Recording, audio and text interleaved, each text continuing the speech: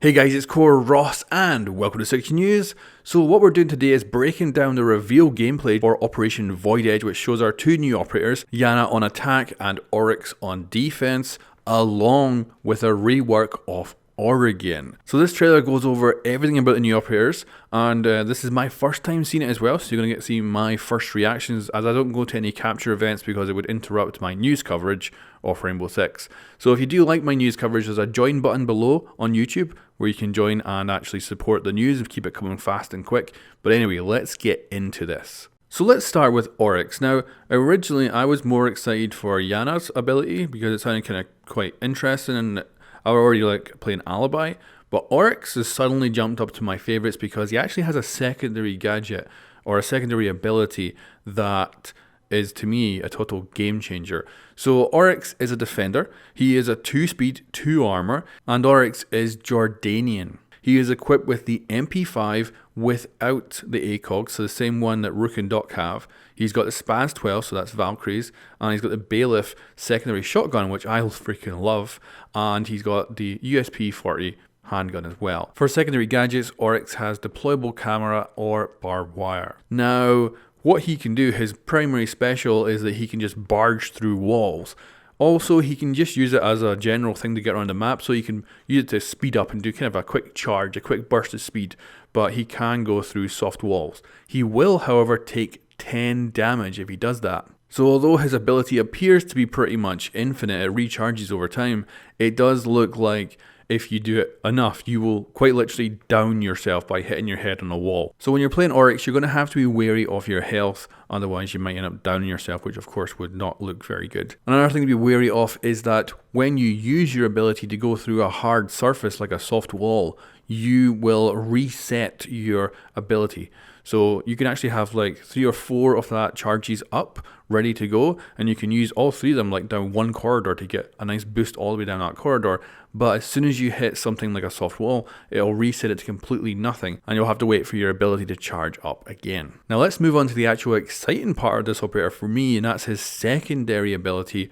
Not even his primary, this is his secondary, and it's the ability to climb up hatches. So this is, to me, a game changer. Now, of course, we already have this on attack with Amaru, but on attack, it never excited me. I was thinking, you know, it's handy sometimes, but it's not really a thing that I'm too bothered about. However, on defense, as a roamer, being able to use this to basically turn a hatch into another staircase for you to use means that you have so many more options when it comes to actually flanking the enemy. To me, this is absolutely insane. So I'm really excited for this. This is going to be such a enjoyable mechanic for me. Now, I don't think it'll be, overpowered or super crazy, but it will be just so much fun to be able to flank in many different areas that normally you can't do as a roamer. So yeah, absolutely loving this. This is going to just be a game changer for me. Now, when it comes to who Oryx counters and who counters him, it seems quite simple. So no one really counters him, I would say, like outright, but he certainly counters quite a few people. So when he goes through the wall, if there's someone on the other side of that wall, they will get knocked down, kind of like what we see with Nomad's charge going off. But also, he can actually go into shield operators and stun them. Even an extended Montang will get stunned by this guy.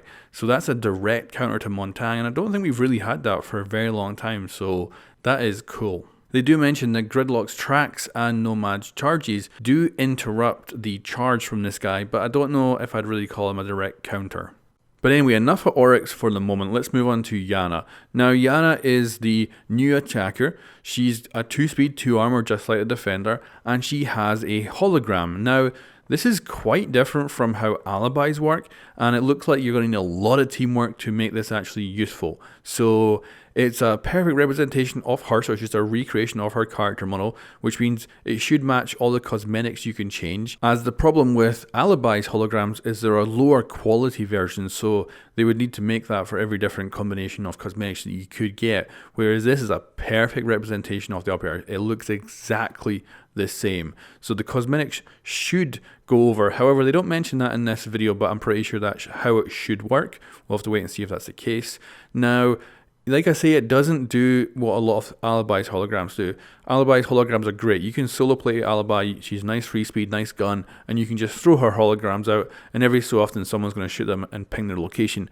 This is not the case with this hologram. If someone shoots it, the hologram is destroyed. It's only got 1 HP, and it doesn't ping the defender's location. It's also got a lot of counters, so Mute's Jammer will stop it outright. The same with electrified effects, so like electrified barbed wire by Bandit or Kaid will also destroy it. We've also got Maestro's turret, which will destroy it too, and also Maestro's turret is able to identify that it is indeed a hologram, as it will not glow like an attacker normally would. This should be the same for bulletproof cameras as well. Now when it comes to other counters, she's quite good at countering trap operators because her hologram will not set off the traps. So the Capcan traps, the frost traps will not detonate. This means of course she can vault in a window, have a look around and see where the traps are before she actually puts herself in danger. So the intel gathered inside of this is going to be very important. Now there is a bonus to actually destroying the hologram as a defender because it does make the hologram's recharge time longer. Iana is also completely vulnerable when using her hologram, as she is just simply there with her contact lenses glowing. Of course she can't see anything, she's seeing the POV of the hologram, so she's very vulnerable to attack at this point. So this is why I think she's going to be great for teams, coordinated teams, but absolutely horrible solo, because if you're basically down to a 1v1, this hologram is pretty useless. It might well let you know where a defender is, but by the time they shoot it and realize, oh, that was a hologram, they're probably going to relocate as best they can. However, it is going to be absolutely amazing for using up utility. Now, of course, if the enemy just shoot your hologram, then it's pretty useless. But if they throw a nitrous cell at it, or shoot one of Goyu's shields, or just try to use some of the utility to kill you, then you are wasting some of it, which is always a bonus. But seeing this in the test server and actually playing it is going to be the best way to figure that out. Now the test server is actually going to go live on the 17th, so not long at all. That's Monday. Now let's talk about our loadout. She has the G36C, so the same as Ash, and she has the ARX 200. Now for secondary, she just has the Canadian pistol that Buck and Frost have. For secondary gadgets, Iana has frag grenades or smoke grenades. And Iana's nationality is Dutch. Oh, and another operator that counters Iana is Vigil. Just like how he can become invisible to drone cameras, he can also become invisible to the hologram.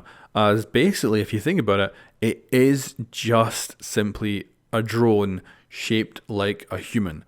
And that's probably the best way to think about this. This is simply a drone that is shaped like a human. So that's our two new operators coming to Rainbow Six Siege with Operation Void Edge. But that is not all the news. As you might guess from this little menu screen here, you can see that we're getting a new menu. We're also getting the training grounds. You can see on the right hand side of the menu there. But there's also additional fixes that have been done to the game. So barricades now, when you melee them, will no longer have debris stuck in them. It's actually gone. The debris just disappears. So that has been solved.